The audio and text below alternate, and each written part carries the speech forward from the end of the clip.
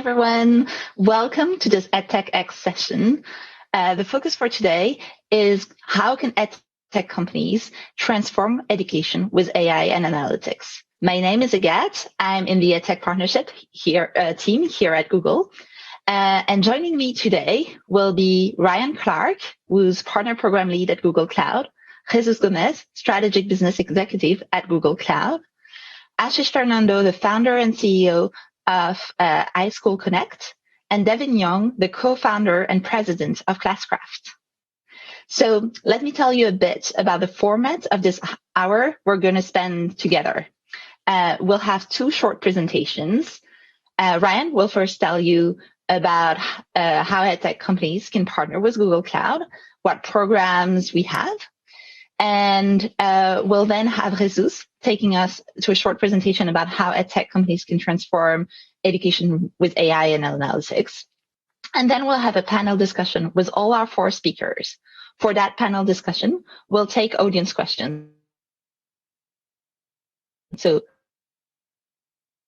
you'll see below your screen, there is a short panel where you can ask questions and upvote them. So feel free to add your questions there for all of our four speakers.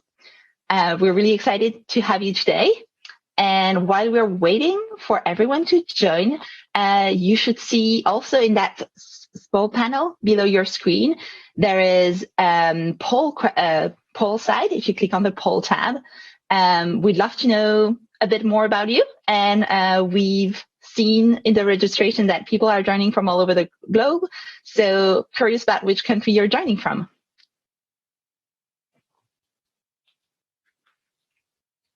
All right. Looks like we have a lot of people joining already.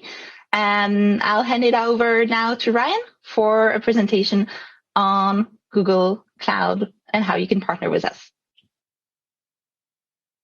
Thank you, Agathe. As Agathe mentioned, my name is Ryan Clark. I work in partnerships with the Google Cloud and Google for Education teams, and really excited that you're all joining us today.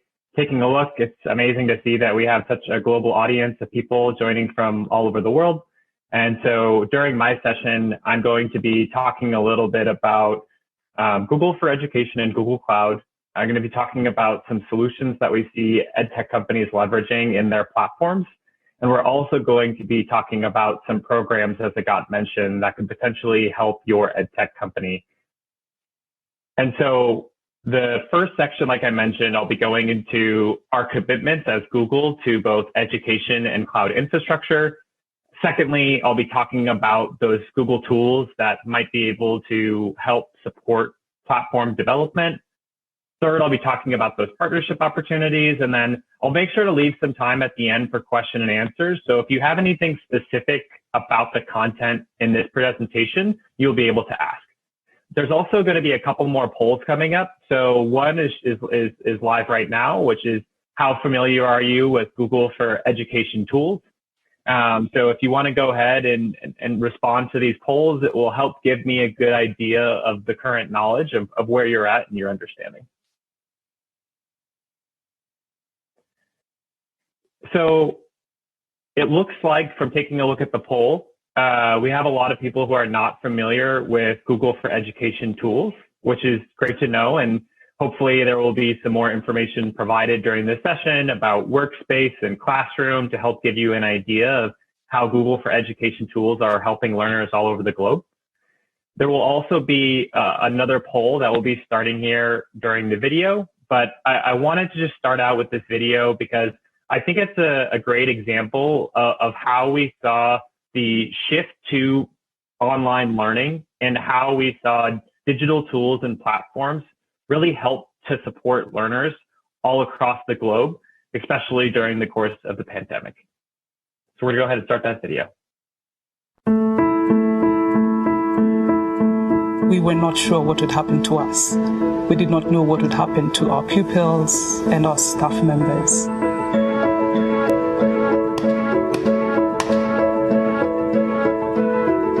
हमें डर था कि बच्चे कहीं पीछे ना रह जाएं।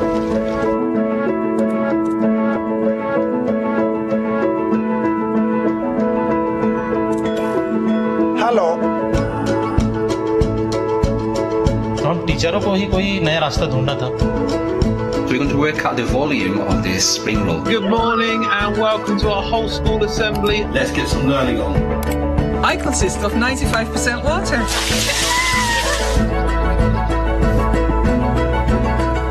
I am really happy to see so many people. Hi. Ciao bambini. El COVID nos ha llevado a innovar, a hacer cosas disruptivas, a hacer cosas diferentes. Technology can level the playing field for children. It opens up so many avenues that they otherwise would not have been exposed to. It's hope.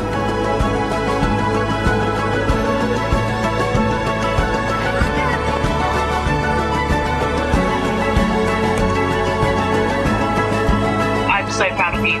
Well done.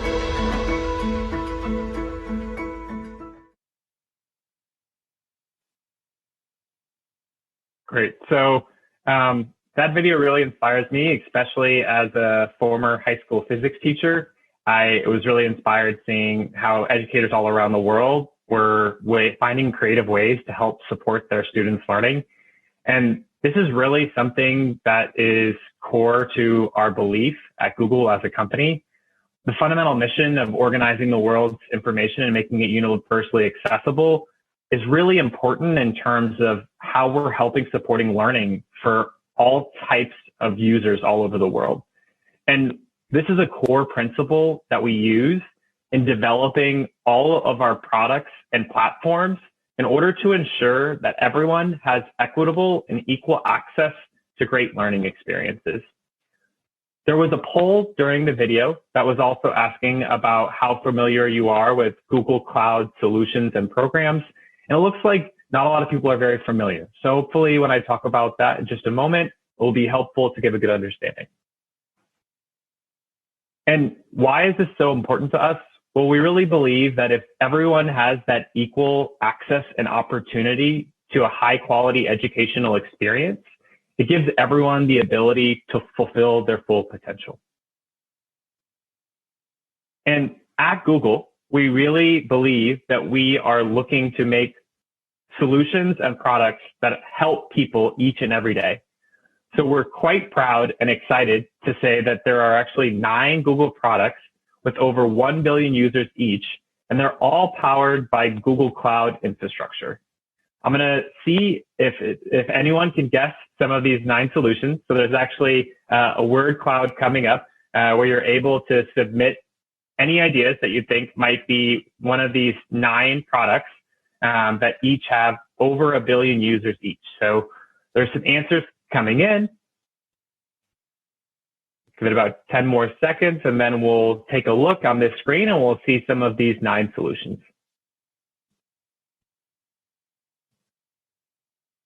So if you said Google Search, Android, Chrome, Google Maps, Google Play, YouTube, Gmail, Photos, or Drive, you would be correct. So all of these 9 solutions help support over 1 billion users. And another part of our fundamental belief is that we want to make sure that public infrastructure that we're supporting provides the cleanest opportunity for cloud operations. And so that's why we use 100% renewable energy for all of our cloud regions. Additionally, we want to support users and customers wherever they might be. And so we provide open and flexible technologies to meet users where they are. And lastly, something you'll hear a lot about in this presentation is wanting to make it as easy as possible and support users who are looking to leverage data and AI analytics in developing their platforms. And so some of the principles that we've seen be really helpful for EdTech companies that we've been in discussions with so far. First is making sure when they're building those cloud native apps, they're able to produce them for learners in a quick and secure manner in order to help do rapid deployment and support. Second, the ability to help innovate and provide and implement that AI and data-driven practices in order to enhance the educational offerings. And then third, making sure that you're designing for the accessibility and data privacy of your customers, as this is an incredibly important aspect to consider when building out a solution. And so in this next section, I'll talk a little bit about some of the Google tools that we see EdTech companies leveraging. So first of all, Google Cloud offers, beyond just infrastructure, lots of great solutions and APIs that can help provide support for accessibility, for data analysis, for lots of different items that might be particularly helpful for augmenting what you're already doing today. Secondly, with Google Workspace, there's a collaboration suite, which provides the ability to help support connection for people anywhere and anytime. We saw this happening a lot in the video, people leveraging Meet, people leveraging collaboration features built into things like Google Docs as a way to ensure collaboration could continue even if we can't gather in person. And lastly, looking to see how you can leverage the platforms that exist with both Google Classroom and Chrome as these platforms continue to gain adoption and support in education all around the world. And so just wanted to highlight some of the trends that we're seeing to give you an idea. So Google Workspace for Education now supports 170 million students and teachers globally. Google Classroom supports 150 million students and teachers globally, and Chromebooks are used by over 40 million students all around the world. And so how can you help support these users that are leveraging platforms like Google Classroom? We have a robust set of open APIs, and an example of that is the Classroom API that helps provide support for both rostering capabilities as well as assignment capabilities and also material capabilities.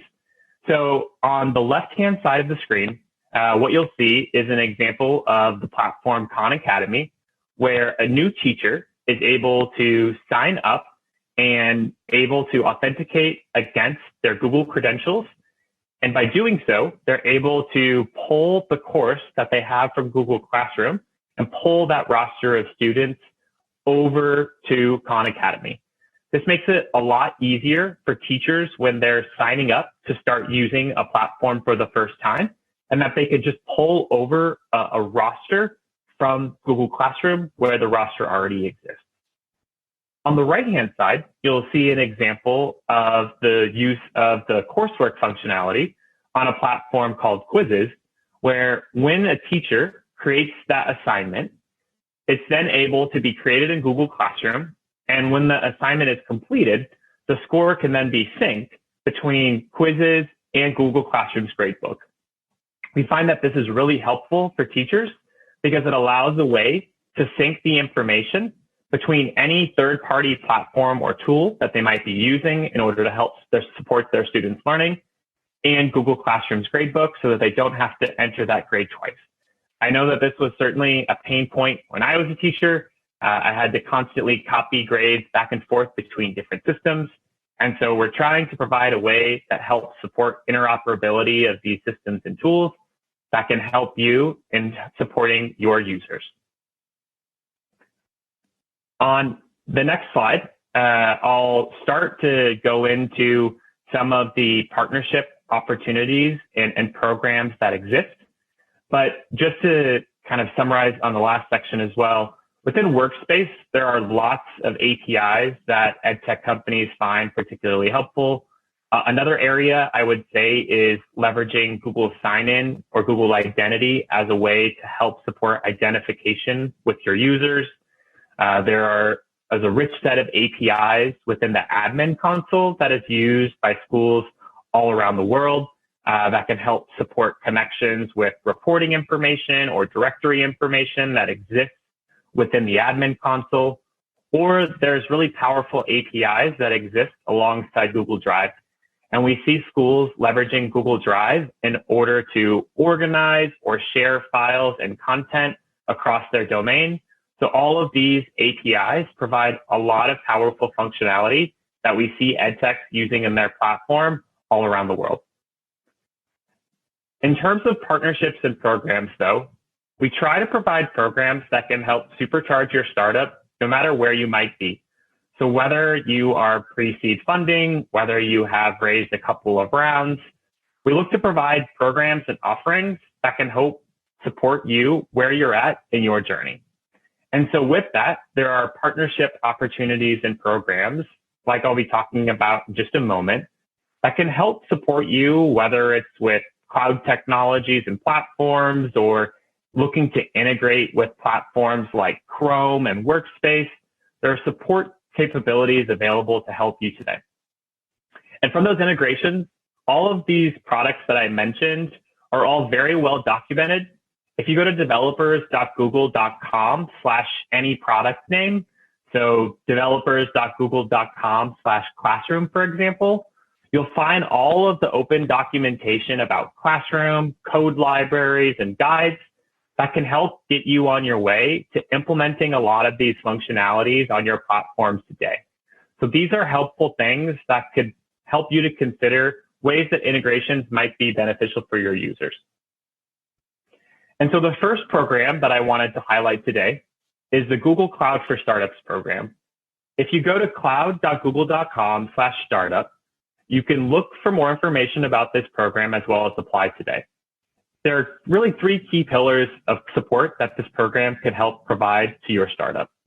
First is the ability to help provide financial support, whether that come in the form of Google Cloud credits or the ability to leverage Google Maps API credits, or the opportunity to provide support from a business perspective. So whether that's the ability to connect with a global community of other startups like yourself, or work in more kind of regional incubators and support groups, or lastly, technical support.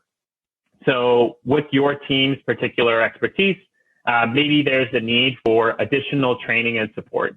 At Google Cloud, we offer a variety of training and support programs available to help support your team wherever you might be in your journey with developing cloud-based solutions.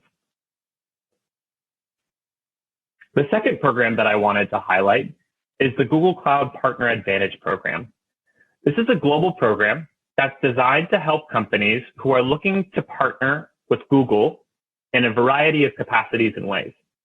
If you go to goo.go/cloudpartners, you'll be able to learn more information about Partner Advantage, and you'll be able to identify how this program might be able to support your particular company or organization. And this program is very robust, and that is designed to help a variety of different types of companies that are looking to partner and support Google. Google for Education is a partner-supported business, and there are partners that exist across multiple different areas. In the sell capacity, there are partners that look to resell or sell Google Cloud solutions to customers. So whether this be Chrome education upgrades or different Workspace SKUs, or Chromebook devices themselves. There are partners all around the world that support Google for Education and the use of the products and platforms in schools. Secondly is services. This is an area where we see companies providing professional development and consulting services to customers. So in education, there are lots of professional development groups and organizations that help support customers all around the world. And the last area, which is likely most relevant to your organization, is the build capacity. This is around companies that are looking to build products that integrate with Google Cloud, Google Workspace, or Google for Education solutions. So for companies who are looking to build products and integrations, offer a SaaS type solution, the build pack is probably the best fit for your organization. And the program is designed in order to ensure that it's able to support you where you're at in your journey with this development cycle. So you can apply today and become a member in the program. And at that point, get access to resources, enablement support that might help you with your journey on becoming a partner with Google and Google Cloud. Then, once you're able to prove your capacities, so if you are developing product integrations or if you're getting certifications to verify partnership, you can qualify as a partner in the program. And then lastly, there are ways that you can differentiate yourself as a partner and achieve things like specializations or a premier standing in order to gain additional benefits and support from the team at Google Cloud. An area within the program that I did want to highlight, which is a specialized initiative that we have for helping to work with EdTech companies that are looking to support the use of Google for Education solutions in the market, is the Google for Education Integrated Solutions Initiative. This particular initiative is designed to help support EdTech companies that are looking to build specific integrations with things like Google Workspace and Google Classroom. And an example of the type of support that is able to be provided by this program, first, we're able to help partners to identify as a Google for Education partner and be listed in our partner directory. Secondly, the ability to get marketing assets and resources that can help support you as you're marketing how your platform is compatible with Google Classroom. And then third, the ability to be highlighted and featured across different Google for Education channels. On the right-hand side, you'll see the apps that work with Google Classroom page as a great example of this. The last area that I'll mention, and then I want to make sure I'm able to answer a couple of questions that you have, is another area of an online destination that I wanted to highlight, which is the Chromebook App Hub.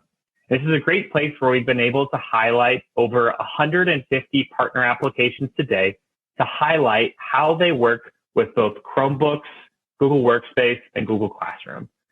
Additionally, we've worked with our group of educators in order to have idea sparks to help people understand how you can actually use a particular EdTech tool in your classroom. So it's been a great collaboration with the EdTech community, with educators all around the world. And so we feel this is a really great showcase and a resource that exists. I'll go ahead and pause and take a look for some questions. So it looks like the first question that I see is how tech savvy need to be used to use Google Classroom education solutions. So we certainly try to strive for that simplicity and use as a core pillar of product design at Google, like I mentioned. We have the Teacher Center, which is a great place that you can go and learn all about any Google Workspace and Google Classroom as well. There's a lot of Google certified educator courses that you can use in order to advance your understanding of using Google tools in the classroom. And then if you're a developer, as I mentioned, there's lots of great documentation, guides, support resources at developers.google.com that can help you to understand how the APIs might help in order to add functionality to your particular platform. The next question is, what counts as an integration for the Google for Education initiative? So specifically for the Google for Education initiative, we qualify any integration with a Workspace for Education product. So this includes anything across Workspace using Workspace APIs, whether this be the Drive API, the Docs API, using add-ons for things like slides, sheets, or integrations with Google Classroom or the admin console and the admin SDK as well. So there's a variety of integrations that could qualify. I would say some common integration capabilities tend to include leveraging Google Sign-In to be able to support with that sign-in capability that I mentioned, or leveraging the Google Classroom API as a way to seamlessly integrate with Google Classroom to help support users. There was another question about what users. There was another question about what's the difference between the Google Cloud for Startup and Partner Advantage program. Can I join both? So the great news is, yes, you can join both programs. And I would say the key difference between the programs, the Google Cloud for Startups program is really designed to help support your startup with support from Google Cloud. So whether it be that financial, business, or technical support that I talked about, looking to help support your startup as it looks to get off the ground and develop. Whereas the Partner Advantage program is designed more for companies who are looking to develop integrations with Google Cloud or Google Workspace solutions. And so it provides a framework and a support for providing assets, resources in order to help you on your journey for building out those integrations.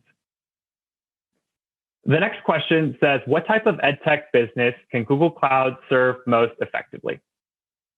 So I really feel that there is something for every EdTech business that could be supported by Google Cloud. And I'm sure Jesus will mention this a little bit when he provides some examples of solutions that we see EdTech customers and partners using. But, things like core infrastructure, the ability to add that enhancement in terms of data analysis or AI and machine learning. There's a lot of ability in order to help support EdTech companies, depending on what needs they might have. Whether it maybe just be accessibility or actual infrastructure, there's a lot of solutions that Google Cloud provides. There was a question about support for interoperability standards. So at this point in time, like I mentioned, all of our APIs that exist for Classroom and Workspace are open APIs. The Classroom API is also a RESTful API, so it supports for push notification capability. So this provides a way for you as a developer in order to integrate with these products and platforms. So unfortunately, I'm running out of time. So I thank you for all the questions. There will be some office hours available if you want to sign up and talk with me more, but I'm going to look to pass it back over to my colleague, Agat. Thank you so much, Ryan. We'll now talk to Jesus, who will tell us about how Google Cloud can help unlock the power of AI and analytics for EdTech companies.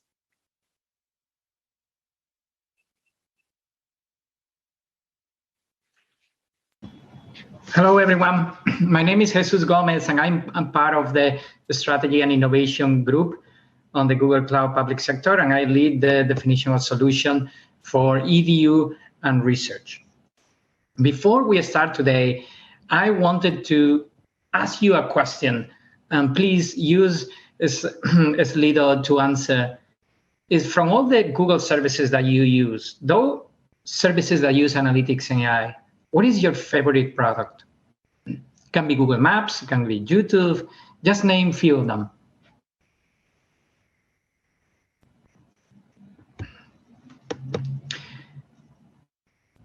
In the meantime, in this part of the presentation, what I'm going to explain is how EdTech companies are using AI and analytics to reinvent the way that they engage and support their learners, okay?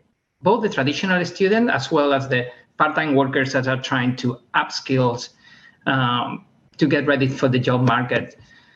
So one of the few of the answers that I'm seeing is Google Assistant, Google Photos, Google Analytics, Google Maps. Great example. So what do these services have in common? If you think about, they are services that are able to aggregate sources, like if you think of Google Maps, sources from traffic, weather, your location, different type of information they aggregate, and in real time, they can provide you with a personalized recommendation, right? This is why you like the services and why you use it daily. And this is exactly what inspired the type of architecture that EdTechs are using when they integrate with Google Cloud. Okay, just to give you an example, what they do is they build their platform in an ecosystem that allow them to do exactly that. First, they leverage built-in connectors that are available to them so they can easily aggregate those data sources, right? They can easily aggregate to LMS, to a student information system, to CRM system. In parallel, when they aggregate that data, they can leverage the analytics and the AI to gain insight and leverage intelligence for all type of data. And they can provide that personalized support and recommendation to the users across any channel. It can be voice, can be home assistant, can be social media, can be mobile phone. Yeah.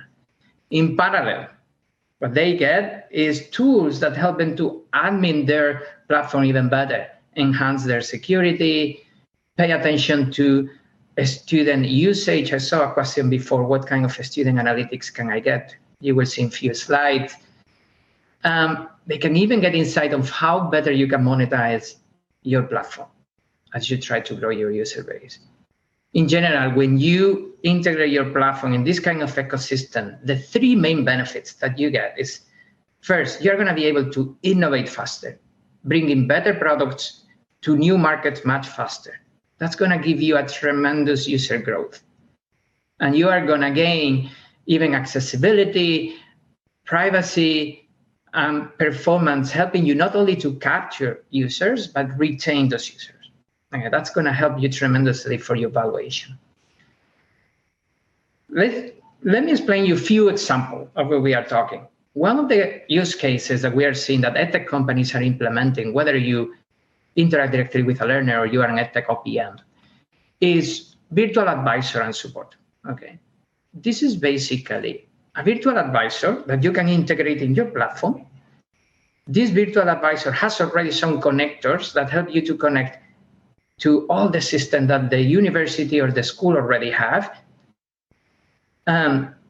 When you interact with your user, you can provide them personalized recommendation because you can go back to the student information system, you know who you are, and you know what kind of help you need. Right?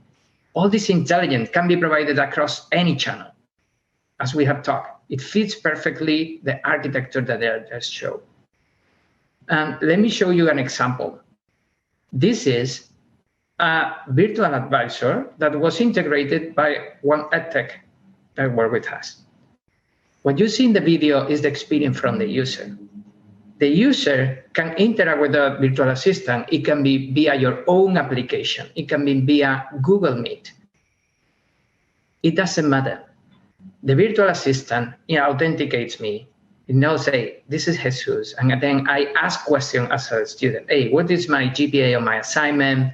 When is my financial aid check coming? Can I register for this class? Can I purchase this book? The virtual assistant goes and connects to the system that the customer has and provide that personalized recommendation on real time in more than 100 languages.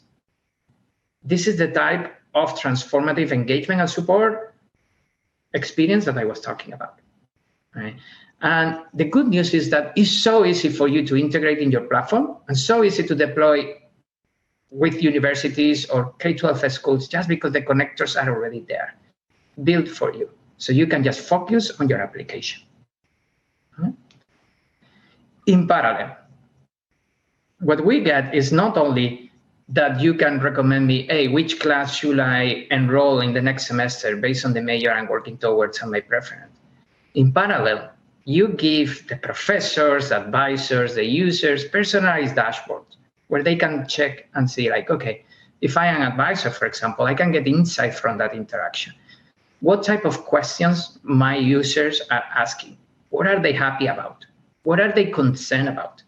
So that you can gain visibility in terms of how my user preferences are shifting and where can I focus my efforts to make sure that I provide the best support as possible.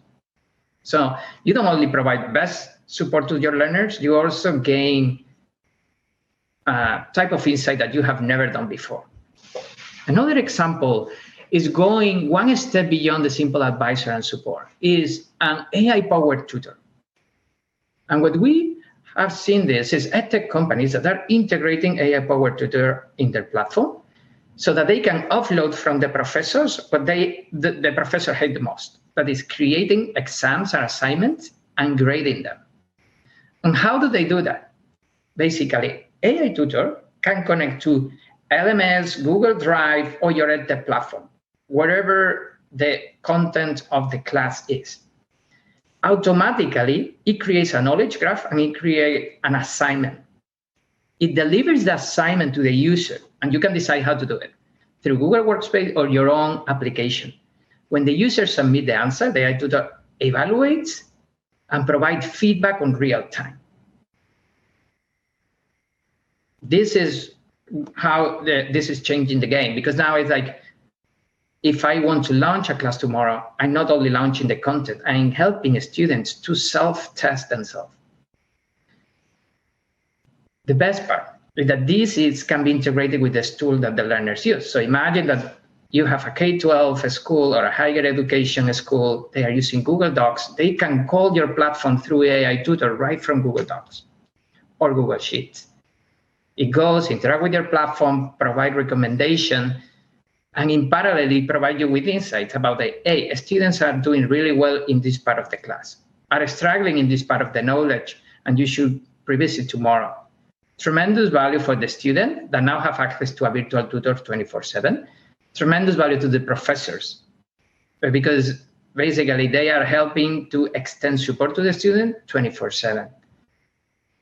We are continue developing very good kind of functionality, feedback on writing assignments, citation, even logical consistency, and keep doing it. So we look forward to seeing what you can do with this kind of transformative technology.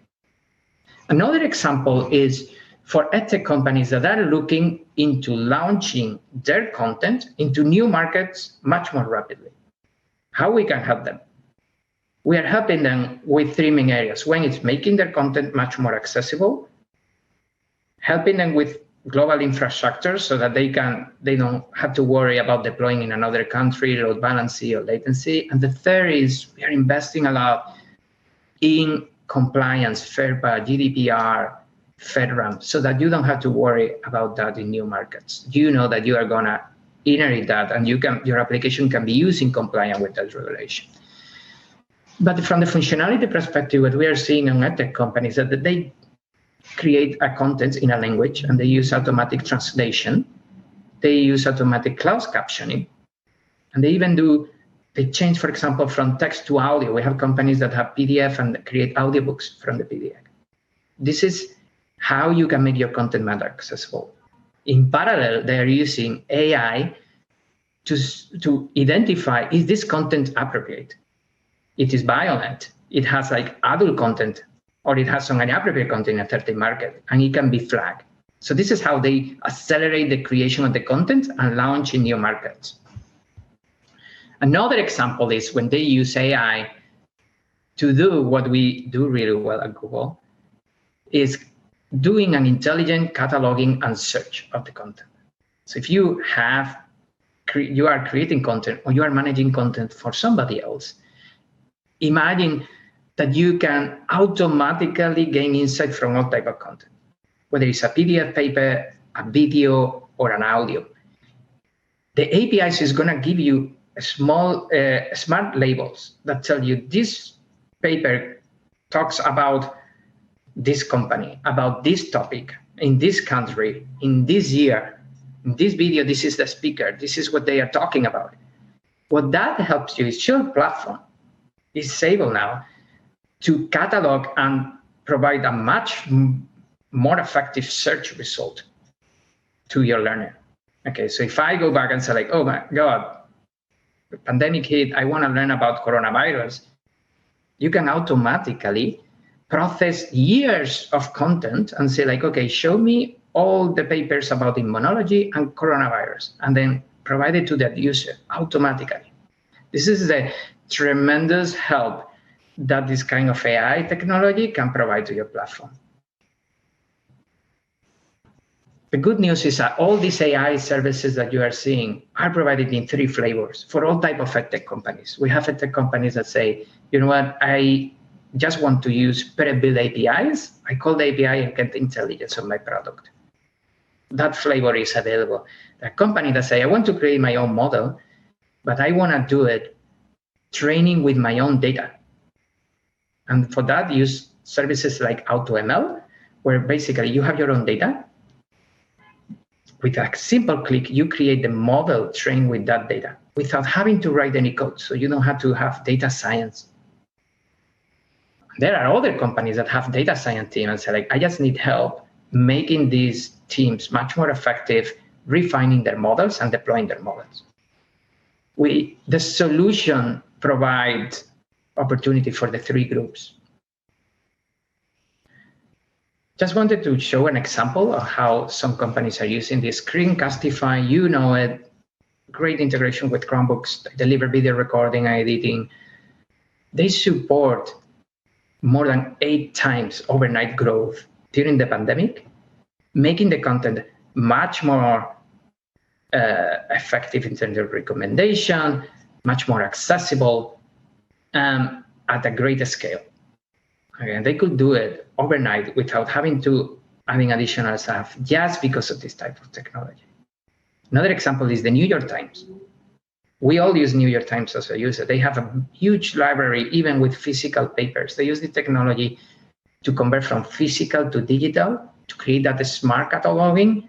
And now when you go to New York Times, the search and the recommendation is much more effective because of this type of technology. I saw an example in the chat. You said, like, what kind of a student analytics can I get? This is an example. You can integrate your EdTech platform with Google Cloud. Right away, you're going to leverage the connectors that we have built working with the community. We have partnered with Ed5 in K-12, with Unisync in higher ed. We have connectors that help you to connect to the system that your customers use, so that you can deploy it in your customer much more easily, much more faster. And then you can aggregate data from all these systems, LMS, CRM, SIS, and you can start getting insights. This is an example of a dashboard that you can create out of the box with this integration. You can get insight about, okay, how are my users consuming certain content? You can even look at how are my users consuming across all the different tools that they use at the school. Level of engagement, even prediction of academic performance, where we don't only tell you why the prediction value is, but why that prediction came up. Like, what are the variables, the features that have more predictive power? It's not a black box. We want to give you full visibility. So in general, you are going to be able to gain insight about your user at user level, discipline, or background. Okay, all level of granularity, tremendous value. And finally, the final use case that I wanted to share with you is if you're an EdTech company that are managing marketing campaigns from, like, for example, if you are an OPM, or just you are an EdTech company that are investing significant budget in ads, there are solutions that you can leverage that help you to aggregate all your ad content with a simple click. Okay. That can be ads coming from Google Ads, J360, YouTube, but also from Facebook, Marketo, and all the systems. Okay. Though all that can be integrated in a common data warehousing, your team can use tools to clean that data, consolidate and aggregate that data, and gain insights. Okay. That help you to determine, okay, what are the users that I should be targeting? And then you can just visualize that insight, or you can even automate the activation of campaign. So you say, like, okay, when this happens, go for that user before somebody else, so we can target that user at a lower cost.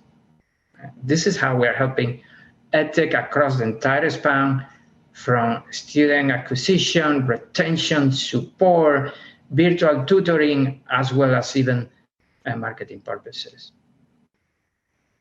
With that, let's open to questions.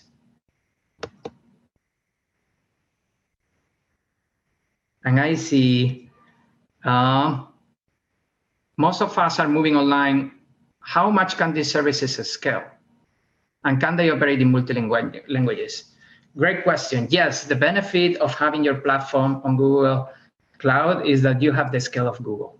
So when Ryan mentioned before that we have 9 services supporting 1 billion users daily, you can imagine the level of scale that you can get. And you saw an example of some of the companies that are growing overnight 8x, and they don't have to worry about the scale or even cost.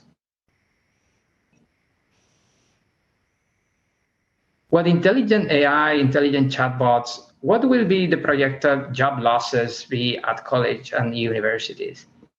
The reality is, like, we don't expect any job loss, because the reality is these are just to complement support, not to replace. Like, for example, when we saw the example of the chatbot, this is a question that a student can have on Saturday at 2 a.m. and you can answer this question. Still, the most challenging question, those are man sensitive, are routed to the advisor. so that they can provide a personal service. The advisor even get a catalog of the chatbot with the student and some recommended action based on the policies that the university has internally. So we made the advisor much more effective. Indeed, last week we have the Student Success Week, and we have Penn State sharing that they use this type of technology to support 9,000 students online, and that the advisors are now much better on providing personal support, and they are super happy about how easy their job is now. There is a question about Google Provide Learning Activity. I just showed the example. Basically, you can gain insight of all the learning tools, and you can leverage that insight to provide the functionality that you want for your users and your customer. How long does it take? 24/7 advisor, as short as 3 weeks. Pretty straightforward because of the pre-built connectors that we have mentioned. Is the intention of AI tutor completely replacing real tutors? No, it is the same the same comment that before. A personal tutor will always be there. The same thing that a personal doctor will be always there. AI tutor is just a second opinion and an augmented product. When you go to school, you like the class, the professor is like, okay, you like the class, there is this 3 extra paper that I recommend you to read. Nobody ever talked to you about that paper or test you. Now the student can go home, read that additional assignment, and can self-test on that additional assignment. The augmented experience of teaching and learning is just much better, but we are not replacing the real tutors.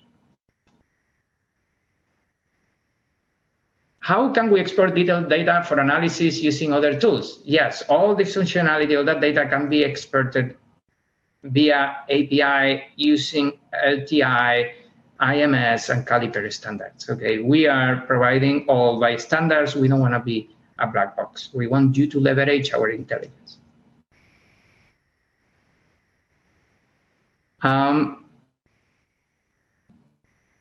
Do you have any concrete evidence of how Google Cloud AI Analytics have improved learning outcomes? Yes, we have, and we can provide example offline. But for example, one of the examples that I like a lot is we helped the largest community college in Indiana, Ivy Tech, to help to predict a student at risk, okay, predict dropout. So basically, they were processing more than 100,000 students within the first 2 weeks of the semester. They could predict the academic outcome of the student with 83% of accuracy. Okay? And then they could detect every semester 16,000 of the students that were at risk. Their support team could proactively reach out to the student and help them out. Okay? And they have stated publicly that they retain 3,000 students every year thanks to this type of technology. If you think that benefit to the student that now is able to complete the degree, and benefit to the institution because you have more student retention, you get more state funding, is a tremendous value to the students and to the local community. This is fantastic. Thank you so much for all your questions. We have office hours as well. You can see the link. I look forward to discussing with you later today. And I'm passing ball back to Agath, and let's go with the panel. Thank you, Jesus. Now we'll move on to our panel. So we are with our 4 speakers. So you've heard from Ryan and you've heard from Jesus. I also want to introduce our 2 guests who are 2 CEOs and Google partners. So we'll have Devin and Ashish. So can you, maybe starting with Devin, can you tell us 1 sentence about you and your company? Yeah, hi, my name is Devin Young, co-founder and president of Classcraft, and we are working in the K-12 space, looking at behavior interventions, social emotional development, and student engagement. And hey everyone, this is Ashish Fernando, CEO and founder at iSchool Connect, And what we've built is an AI-enabled platform for international student admissions. So our goal is to bring students, institutions, and enterprises together for that, to make sure they have a good experience with the admissions process, all the way from submitting documents, analyzing who's the right fit, and then tracking the admissions. Amazing. Thank you for joining us today. My first question for all the panelists is, why do you think actually analytics and AI are important for education? So maybe starting with Ryan. Great. Yeah, I think it's a great question. As I said, as a former teacher, I think the thing that really excites me here is the ability to provide support for the learner during that formative assessment process. So I know when I was assigning homework, I really wanted my students to learn from it, but getting that more immediate feedback during the actual process of doing the work. And then the other thing I think is really powerful is to empower teachers to have those superpowers, because I feel like teachers have those amazing moments when they identify what a student is struggling with, because then they can use their expertise in a subject matter in order to help that student understand the topic. So I know for me in physics, if I knew exactly where the misconception or the challenge was, and I had that information provided to me by a tool or by a way that was able to give me that knowledge, it would just empower me to help really coach and mentor that student, which is what I think is the best way that our teachers can help support learners. So that's something that really excites me personally. I love that, superpowers. Maybe Devin, you can follow. Why do you think AI and analytics are important for education? Yeah, I think that in our work, what we're seeing is that there's a lot of opportunities that we're uncovering by having a better understanding of what's going on in the classroom. Classcraft generates a ton of data that is really tied back to real life interactions between a teacher and a student. And so we're surfacing basically a deeper understanding of how those relationships work, what kind of behaviors are there. And what we're seeing is that it actually offers up new solutions to address systemic change. And so I think that Ryan is really advocating the impact within the classroom, which there's a ton of opportunities there. And I think that, in some of our work, it's really also at a school and district level even to understand how to drive outcomes in a meaningful way. So it's pretty powerful and exciting. Perfect. Ashish, do you want to go next? Yeah, sure. I feel, and somebody asked a question of whether AI is going to replace jobs. I feel there's some stereotypes that we have around AI and analytics, right? So a lot of people would say, oh, are we dreaming of robots teaching children? But no, I think there's two important keywords that I always advocate around AI and its impact on education, and that's personalization and adaptation, right? So I think humanly, it's impossible to gather all these data points, look at them, analyze them, and then personalize it, because it's the time for the one book fits all approach. It's in the past now. Now it's about personalization. It's about adaptation. And there's a lot of online tools coming up that try and solve for that problem. And that's what we do at iSchool Connect as well. For us, it's about scanning 200,000 programs globally and personalizing it, making sure that it's the right fit for the student.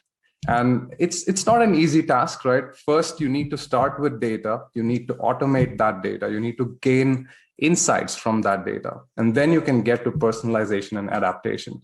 But I think once you get there, the values that it brings in and just the lift that it gives you with the least amount of effort, I think that's the biggest value add that AI and analytics can have for education.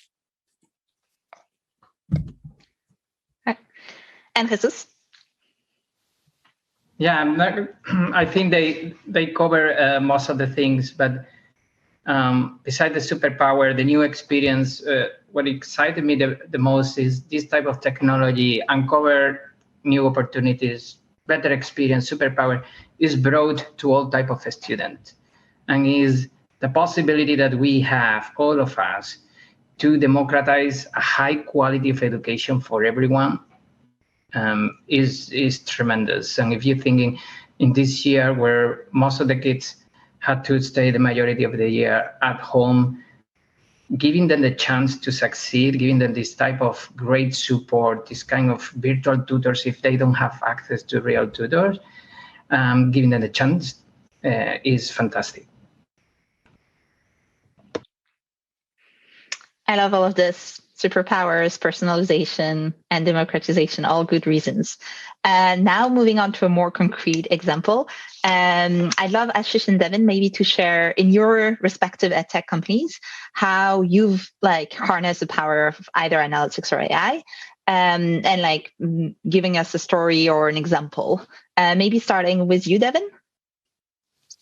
Yeah, so I think that for us, we look at behavior intervention. So Classcraft students have characters, they get points based on their progress, and as a result, we generate a ton of data. What we see is that, and this is probably true of any EdTech tool at this point, there's so much data that it's kind of hard to parse where the opportunities lie. And so, we've used analytics. We have an analytics platform in the back end of Classcraft that really helps educators better understand what's happening in those classrooms. We've developed our own metrics. So we've developed a student engagement metric that helps us, work with clients and understand how their rollouts are going, where there's opportunities to, change their practice to drive better outcomes. We see those analytics being used with teachers for, teacher-parent nights and being able to actually talk in a meaningful way that's more objective about what's happening with each individual student. So it's pretty powerful in terms of just the practice and how it's changing. And in terms of an example, we had a middle school in North Carolina, that used Classcraft, and a year later they saw a 91% drop in classroom disruptions, 90% incidence of insubordination drop, 85% fewer fights, 86% less incidence of disrespect towards bus drivers and staff. And so it was pretty dramatic. They dropped from 204 referrals year over year. And when you think about each one of those referral representing an hour of teaching time, admin time, the students' learning loss, that actually equates to 27 teaching days. So this just wasn't possible before, I think, in terms of just practice around behavior interventions and school climate and that kind of stuff. And so for the folk that we work with, it's been really transformational. Yeah, I'll add, I guess Devin gave a very strong example on analytics. I'll try and give something on AI because we focus a lot there. So with us, COVID has been an eye-opener in terms of what technology and AI can do, right? So just to lay the base, we have about 200,000 programs across 3,000 institutions and 10 countries that are listed on iSchool Connect. Now just imagine having the best admissions counselor who's been in the industry, done this for 20 years. It's still very hard for one person to look at all those 200,000 programs and find the right fit for a student, right? That's where we said AI is gonna be the differentiator. At least if it can do 60% of that task and cut down those 200,000 programs to maybe a few thousand. It might help the counselor and eventually the student immensely. And that's what we went after, right? And we've been working for the last 3 years or so. But when COVID hit, we thought, okay, internationally, there's a travel ban. Students may not travel. What's going to happen to our customer base? And it's been truly surprising that, in fact, this month, we've already hit about 6,000 students just registered in April alone who are looking for information, not even for this year, but for next year, for 2022, right? What do I do? Where do I go? And with COVID, when all of our competitors who have brick and mortar consulting firms and they're closed, everybody's online. But now it would have been really impossible for us to have our team of 100 people cater to all of these customers for this year and next year. But thankfully, with all of the AI that we have and a bunch of analytics that we've built in, we're able to do this, right? We're able to cater to the 100 I think it's about 120,000 students as of now, just looking for help for next year, and thousands of them looking for help right now. And the best part is that you see it in the numbers, right? So Jesus gave an example of an AI chatbot and what it can do. We have a chatbot as well on iSchool Connect, powered by Google Dialogflow and a bunch of the other frameworks. And our chatbot, we said, we want to put it where our students are, right? So our bot can actually interact with students on WhatsApp and all of these other social channels. And that engagement went up by about 65%. So this year alone, since COVID, we've had about 650,000 chat interactions with students, right? So it's really helping students and counselors who are in-house at iSchool Connect power through all of the workload and make sure that every customer gets the level of support that they need to get. And I think that's where the power of AI and analytics truly comes in. Thank you both. This is two great examples from Classcraft and iSchool Connect. I just want to remind the audience, we'll still keep taking audience questions, including for Devin and Ashish. So please continue to put questions on the Slido. I see we have several questions also about the ethics of AI. And it was one of my questions as well. I would love to know a bit, we know AI gives superpower, but it also raises some concerns using AI in education, especially around ethics, security, and privacy of student data. So I'm curious, how do you build responsible AI and analytics? So Ashish, I know you had one example. Do you want to talk about it? Yes, absolutely. We've bitten that bullet multiple times, so I'll go first. It's a very important question, right? That a lot of teams that are trying to build machine learning and AI models, they miss it out. But the first question you have to ask yourself is biases. Because I'm a big advocate of the fact that you want to build a model that's close to 100% unbiased, but it's really hard. And the simple reason for that is, as humans, we already have an innate cognitive bias, right, towards everything we do. And then when you build AI with your human brain, you automatically amplify that bias, because now you're dealing with so many data points and every little bias you put in as a team gets amplified. So for us, when we set out at iSchool Connect, we said, what do we do about this? Because we don't just have textual data, but we also have video and image data, which might have human faces on them, right? So, and then it becomes even more critical. But because now you have human faces in there, and if you're doing any type of analysis or facial recognition, which is, it's even a harder problem. Luckily, we don't do facial recognition. We do only video analysis. But it became very important to us. And I have I would say, 3 important aspects that I would look at for all the startups and the EdTech teams that are out here thinking, oh, can I implement AI to fast track what we do? A couple of suggestions, right? So we have, till now, I just analyzed it. I had the team look at our data just before this event, and we have about 2.5 million faces in our videos, right? And we're like, yeah, it's really critical how we deal with it. So the first step, and where we started, was we put a list of, here are the principles we want to follow when it comes to responsible AI.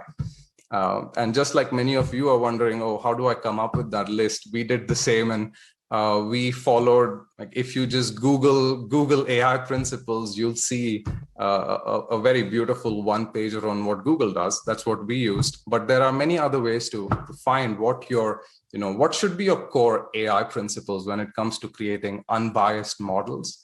That's one. But then the second and most important thing we went after is, we said, yeah, we have AI experts and they can build great machine learning models, but we also need to hire some non-AI human experts. So today in the team, we have 4 cognitive psychologists, we have behavioral analysts, we have people who look at the output of the AI. Because remember, with AI, you will only realize that there's a bias once you look at the results. You analyze that data, but then it's too late, right? So you want to have those human experts built into your team since the beginning. And that ties into my third and important point, and I'll end it there, is the human in the loop system, right? Do not start by saying, I'm going to build an AI that's going to do 100% of my work with 100% accuracy. It is hard and it's almost impossible to get there in a few days or months, right? So you want to make sure you start by saying, okay, today I'm 100% human. I'll get to maybe 40% human, 60% AI, but have that human in the loop. And that also answers some of the questions people were asking around, hey, is it going to take out jobs? No, it's not. It actually creates a much bigger team and a much bigger ecosystem when you have that human in the loop construct, because it's so important. Sorry, that was my long answer, but. Thank you very much. This is 3 great principles to follow for EdTech startups. And we won't have time for everyone to comment on that question because I do want to get some audience questions, but maybe Jesus, you can touch on how Google approaches responsible AI, and by partnering with Google Cloud, EdTech companies can have responsible AI. Yeah, what we do is basically tackle this topic in 2 fronts. The first thing is ensuring security, right? And with that, I know that many of you are already familiar with what Google does in terms of designing product with a zero trust approach, like Beyond Corp, like Google Workspace, and so on. We even develop our own hardware. We operate our own network to help you with the security aspect, right? The privacy and ethics, as Ashish mentioned, we were one of the first technical companies out there making public our AI principles, right? And demonstrated our commitment to that. And there is tremendous review process when we design a product, as well as when we bring a partner, to make sure that even partners building solution on top of our products go through the same review, making sure that there is a privacy baking into the design. There is not the creation or reinforcement or any type of bias, and that is socially beneficial. It's for the common good. So we go through a tremendous review, and even when, for example, when iSchool developed the product on our platform, as Ashish mentioned, even Google cooperated with them to go through that review to make sure that everything aligns. Thank you very much. So we'll now take a few questions from the audience. So we first have questions around, if AI and IA replace advisors, professors, and tutors, where will social emotional learning and creativity be nurtured? Any takers? I think we oh, sorry. Good. I was just going to say, I think that we deal with social emotional elements, very much in our work. And I think that, just coming back on earlier points, I don't think the point is to replace the teacher. Like, it has to be additive to what a teacher is already doing. It has to be giving them new ideas and insights on how to adapt their instruction for students. But I think at Classcraft we agree. We really see that AI right now is chat box and personalized learning. And personalized learning is really, effective if you're trying to do rote memorization or real people on math exams. But when it comes to creating kind of creative lesson plans, that's where the human is still very much involved. And I think it's going to be a long time before we actually get to a point where that's replaced. So I think in the short term, there's less to worry about. I guess happy to speak a little bit, especially on the. I was going to say as well.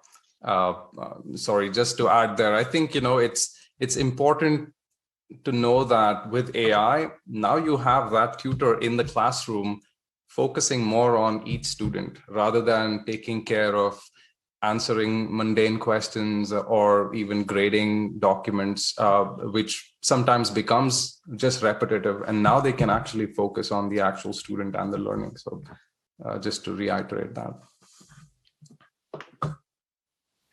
And Ryan, you wanted to add a point? Yeah, so I think from my perspective, like being able to support those teachers and like giving them some insights allows them to be more of that coach and give students more of that voice and choice. So I'm really excited when I see teachers giving students the opportunity to submit assignments in different capacities, teachers being able to actually like coach and give those students a lot of great personal feedback. So that's an area where I feel like there's a lot of great opportunity if those teachers and professors and advisors are really using that information in order to inform their practice. So I think there are challenges at first with any new implementation, but that's something that really excites me.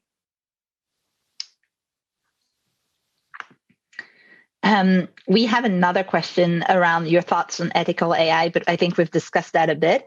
A third question is, do you think there is a danger of too much data? And how can you cut through the noise to find meaningful insights? If it's a danger, we've already crossed that danger because we're gathering terabytes and zettabytes of data already, right? And I would say it'll actually be a bad thing if we don't do anything about it, if we don't analyze it, make decisions based on that data, and then personalize and adapt. So I would say we've already crossed that point of saying, oh, if we gather too much, is it too much? What do we do with it, right? Now it's just about, and I'm sure you're seeing this on the news, on media, that large companies are gathering so much data, and the question is about what are they going to do with it? Is it going to be pervasive to humans and society? And the answer is, if we make sure that we follow these AI principles, including bias, but also what do you do with data? How do you make machines learn, and what do you do with that data? I think it's an important question that has already been asked, and it needs to be answered. I don't think it's fully answered yet.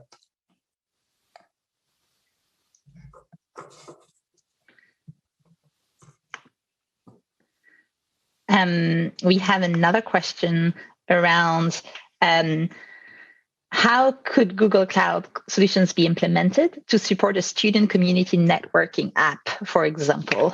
So I think Jesus presented a few ways where we can generally support any company and EdTech company solutions for EdTech companies in particular. I hope it ends. His presentation helped answer that. But Jesus, do you want to add anything? Yeah, no, I can add an example. The other day, I was talking to a company that is actually run by a student, and they develop a network app just to provide support to each other. You know, and basically what they do is an application. They don't have to worry about the application because they use a fully managed service, and it runs on any mobile phone, and the students can just say anonymously how do they feel, and other students can help them and support them and give recommendation. And they were telling us that this now they are being used in 25 campuses, and it's helping them with mental health. So this is kind of an example, having the student to focus on the functionality and the app, and not to have to worry about the underlying infrastructure, building AI models and all that. Is just a tremendous benefit for them. Thank you very much. This is a great story. And so we're past time, so we'll end on this great, hopeful story. And thank you for everyone who tuned in today. If you have more questions, hopefully you noted that those links for office hours with Jesus and Ryan, so you can ask them questions or pointed questions live. And thank you, everyone, and have a great rest of the day.